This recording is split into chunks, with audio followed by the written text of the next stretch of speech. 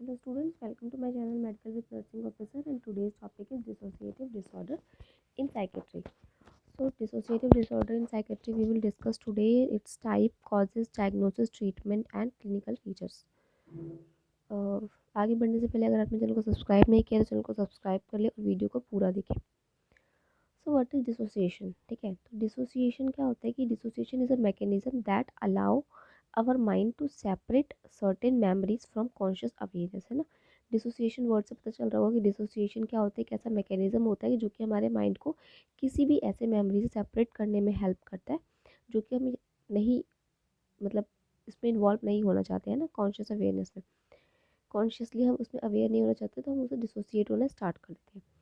So now dissociative disorder क्या होता है? So dissociative disorder are described as a disturbance in ordinarily organized function of the conscious awareness, memory and identity. ठीक है। So dissociative disorder क्या होता है? ये ऐसा डिस्टर्बेंस होता है जो कि हमारे जो भी ऑर्गेनाइज फंक्शंस हैं हमारे डेली लिविंग के, कॉन्शियस अवेयरनेस, कॉन्शियसली जो भी करते हैं, मेमोरी है, आइडेंटिटी है, उसमें जो है डिस्टर्बेंस आ जाना, ठीक है। कुछ काम कर रहे हैं हम भूल गए, कुछ कहीं जा रहे थे उसमें हम भूल गए कहाँ जा रहे थे, ठीक है। आगे मैं इसके टाइप्स बताऊंगी जो आपको पता चलेगा कि इसके अंदर क्या क्या होता है। सो जो भी डिसोसिएटिव डिस्टर्बेंस है, ठीक है, जो डिसऑर्डर है ये नॉर्मली क्या होता है कि is a normal integrated function of consciousness, ठीक है, identity and memory. Next thing is कि जो डिस्टर्बेंस होते हैं वो सडन होते हैं, जो भी डिस्टर्बेंस होते हैं वो सडन और ग्रेजुअल होते हैं, सडन एंड ग्रेजुअल डिस्टर्बेंस होते हैं। और जो डिस्टर्बेंस होते हैं यूजुअली हमारे टेम्परेरी, आप कह सकते हैं टेम्परेरी होते हैं। और नेक्स्ट है कि जो ये डिजीज़ है, this disorder tend to occur in response to severe trauma, किसी ट्रॉमा की वजह से भी हो सकता है ये, या फिर ड्रग एब्यूज़ कर रहा है कोई, सो ड्रग एब्यूज़ हो रहा है उसकी वजह से हो सकता है, ठीक है। और फ्रीक्वेंट स्ट्रेसफुल सिचुएशन भी हो सकती है, अगर कोई बहुत ज़्यादा स्ट्रेस में रहता है तो एक स्ट्रेसफुल सिचुएशन में हर टाइम रहना, this is also the cause, ठीक है। सो ये होता है। नेक्स्ट है type of dissociative disorder. So types के अंदर आपके आते हैं dissociative amnesia, dissociative fugue, dissociative identity disorder, trance and position disorder and other dissociative disorders. तो डिसोसिएटिव एमनेसिया, डिसोसिएटिव एमनेसिया से क्या होता है? एमनेसिया का मतलब होता है कि loss of memory for some, last की कुछ टाइम की जो है कि मेमोरी का सडन से मतलब याद नहीं रहना कुछ काम जो हमने किया था। Like dissociative amnesia most often follow the traumatic और स्ट्रेस लाइफ सिचुएशन, ठीक है। इसके बाद लाइक कोई ट्रॉमा हो गया फिर स्ट्रेस लाइफ सिचुएशन, उसके बाद यूजुअली होता है। सो इसमें क्या होता है कि there is sudden inability to recall important personal information, ठीक है। सडन इनेबिलिटी हो जाती है, वो भी जो उनकी पर्सनल इन्फॉर्मेशन है वो उसको याद नहीं कर पाते, अचानक से ऐसा हो जाता है उनके साथ। And particularly of concern concerning the stressful life event, the extent of the disturbance is too great to be explained by ordinary fatigue, forgetfulness. The amnesia may be localized, generalized, selective और continuing in nature, ठीक है। जो ये amnesia होता है ये क्या होता है कि आपका localized भी हो सकता है, this can be localized, generalized and selective and continuing in nature, ठीक है।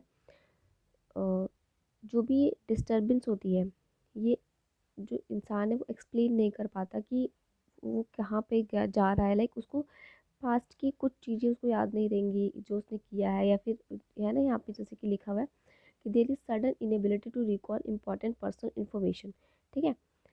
अचानक से वो कुछ अपने बारे में ही भूल जाएगा, उसको नहीं पता कि वो कौन है, उसका नाम क्या है, वो कहाँ रहता है। So this is dissociative amnesia. Next है डिसोसिएटिव फ्यूग। डिसोसिएटिव फ्यूग क्या होता है कि it is sudden unexpected travel away from home और work place with the assumption of a new identity and an inability to recall the past. So dissociative fugue में क्या होता है कि जो पेशेंट होता है वो क्या होता है कहीं चला जाता है, घर अगर मतलब घर से कहीं चला जाएगा बाहर और उसको अपना नाम उसको नहीं पता, वो अपना नाम कुछ और ही बताएगा, और जो भी उसके पास्ट के बारे में उसको कुछ भी नहीं पता। कोई उससे पूछेगा आपका नाम क्या है तो जो उसका रियल नाम है वो तो उसको याद नहीं है, बट वो अपना नाम कुछ और बता देगा, कहीं और रहता है तो उसको पता नहीं रहता कि वो कहाँ गया है, किस वजह से गया है और वो कौन है। जो इसका ऑनसेट होता है वो सडन होता है and often the presence of severe stress, बहुत ज़्यादा स्ट्रेस की वजह से हो सकता है। Following recovery is there no recollection of the event that took place during the few the course is typically a few hour to days and sometimes a month. So कई बार तो क्या होता है कि जो ये कंडीशन है कई बार फ्यू आवर्स के लिए हो सकती है, कुछ दिनों के लिए हो सकती है, या फिर कुछ मंथ तक भी वो पेशेंट जो है याद नहीं कर पाता कि वो कौन है। ठीक है, इसका ऑनसेट अचानक से ही होता है। So this is your dissociative फ्यूग।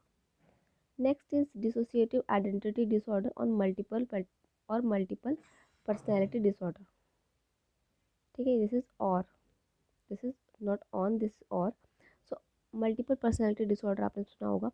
सो क्या होता है कि in the disorder in this disorder the person is dominated by two or more personalities of which one is manifest at a time. ठीक है, एक ही पर्सन के अंदर दो पर्सनैलिटीज रहती हैं और वो एक टाइम पे एक को शो करता है, अगले टाइम पे दूसरे को। सो एक ही पर्सन होता है बट दो पर्सनैलिटीज़ को, अलग अलग पर्सनैलिटीज़ को वो शो करता है। Usually one personality is not aware of the existence of other personalities, है ना।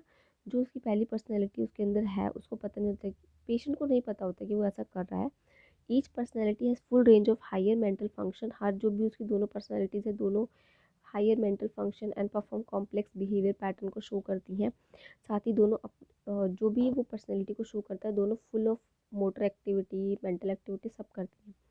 बट एट अ टाइम पे एक पर्सनैलिटी को वो शो करता है। Transition from one personality to another is done at the behaviour usually contrast distinctly with the patient's normal state.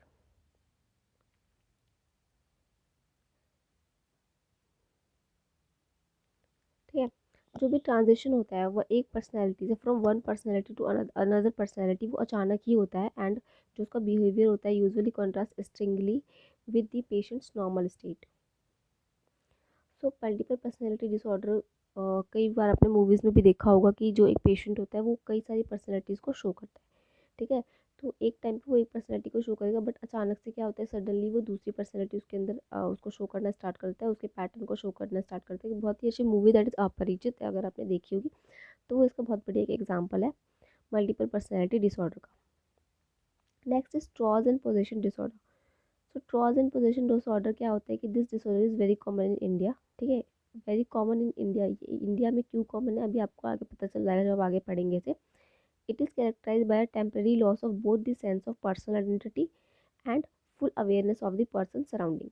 ठीक है, जो भी पर्सन होता है वो फुल अपनी पर्सनल आइडेंटिटी को लॉस कर देता है, मतलब उसको पता नहीं होता वो कौन है और उसका सराउंडिंग में क्या हो रहा है उसको वो भी नहीं पता होता। वो ऐसे बिहेव करना स्टार्ट कर देता है जैसे उसके अंदर कुछ सुपर नेचुरल पावर्स है। When the condition is induced by religious rituals. ठीक है, रिलीजियस रिचुअल्स में अब जब ये होता है जब पर्सन में फील टेकन और देयर डाइटरी और स्पिरिट, उसको ऐसा लगता है कि उसके ऊपर किसी ने प्रभाव कर रखा है इस तरीके से। The focus of attention is narrowed to a few aspect of the immediate environment and there is often limited but repeated set of movement posture and utterances। ठीक है, एक ही बात को बार बार रिपीट करता रहता है, कुछ ऐसा पोस्चर सा अजीब सा बना लेते हैं, इसको बार बार रिपीट करता है। ठीक है, इस तरीके से। और जब पेशेंट को शो करना स्टार्ट कर देता है, लाइक अगर कोई हेड को रोटेट कर रहा है तो बार बार वो हेड को ही रोटेट करना स्टार्ट कर देते हैं और कुछ ऐसी वर्डिंग्स को बोलते हैं और बार बार उसे अटर करते हैं, बार बार बोलते हैं उन वर्ड्स को। और जो उनका टेंशन होता है बहुत ही नैरो टेंशन होता है, फटाफट से ऐसे ही डिस्ट्रैक्ट हो जाते हैं वो पेशेंट्स। सो इस तरीके से पेशेंट शो करना स्टार्ट कर देता है लाइक इसको किसी ने अंडर कंट्रोल है, वो किसी स्पिरिट के अंडर कंट्रोल है। So this is trance and position disorder. Clinical features की बात करें तो क्लिनिकल फीचर्स में क्या होता है कि disturbance in normal integrated functions of conscious identity and memory, है ना। कॉन्शियसनेस, आइडेंटिटी और मेमोरी में जो है कि डिस्टर्बेंस आ जाती है। डिस्टर्बेंस जो है अचानक से भी हो सकती है, ग्रेजुअल भी हो सकती है and disturbance is usually temporary, recovery is often abrupt. ये मैंने आपको पहले बताया। जो भी डिसऑर्डर है tend to occur in response to severe trauma, किसी इंजरी की वजह से, अब्यूज़ की वजह से और फ्रीक्वेंट स्ट्रेसफुल सिचुएशन की वजह से हो सकता है। सिग्निफिकेंट इम्पेयरमेंट हो जाती है जनरल फंक्शनिंग में और सोशल फंक्शनिंग में, है ना। सोसाइटी में वो सही से अपने परफॉर्म नहीं कर पाता है, अपनी डेली लिविंग की एक्टिविटी में कहीं से सही से परफॉर्म नहीं कर पाता है। Physical examination an investigation do not reveal any abnormality that can explain the symptom adequately। अगर फिजिकल एग्जामिनेशन करते हैं, फिर टेस्ट कराते हैं, तो उसमें पता नहीं चलता कि रीज़न मतलब कौन सी डिसऑर्डर हो रही है, ये नहीं कुछ उसमें निकल पाता है। ठीक है, so these are all about the clinical features. Next causes है, तो कॉजेज़ है इसके अंदर बिहेवियर थ्योरी एक है।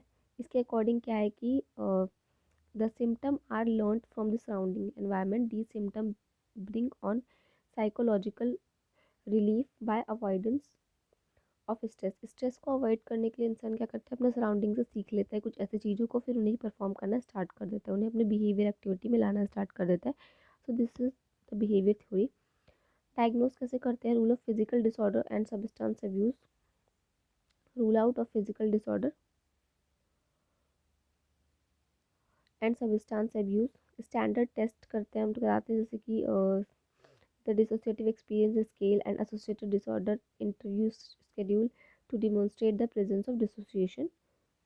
ट्रीटमेंट के लिए हम उसको फ्री एसोसिएशन टेक्निक, हिप्नोसिस कराते हैं, एब्रेशन थेरेपी कराते हैं, supportive psychotherapy, then behaviour therapy के अंदर आपका aversion therapy and operant conditioning therapy, then drug therapy हम उसको प्रोवाइड करते हैं। So this is all about आपका जो भी डिसोसिएटिव डिसऑर्डर। ड्रग थेरेपी में हम पेशेंट को एनजाइटी है तो हम उसको एंटी एनजाइटी ड्रग्स देते हैं, लाइक बेंजोडाइजेपाइंस देते हैं। तो इस तरीके से हमको ड्रग थेरेपी प्रोवाइड कराते हैं। बिहेवियर थेरेपी आपका हो गया, थेरेपीज़ के अंदर हम लोग बिहेवियर थेरेपी देते हैं, then abreaction therapy, hypnosis, hypnotise करना जिस तरीके से होता है, फिर उनसे हम जानते हैं कि ऐसा पास्ट में क्या हुआ है जिसकी वजह से वो इस तरीके से सिम्टम्स को शो कर रहे हैं। So this is all about the dissociative disorder. I hope आपको लेक्चर समझ आया होगा। अगर आपको लेक्चर समझ आया तो चैनल को सब्सक्राइब करें और वीडियो को लाइक करना ना भूलें।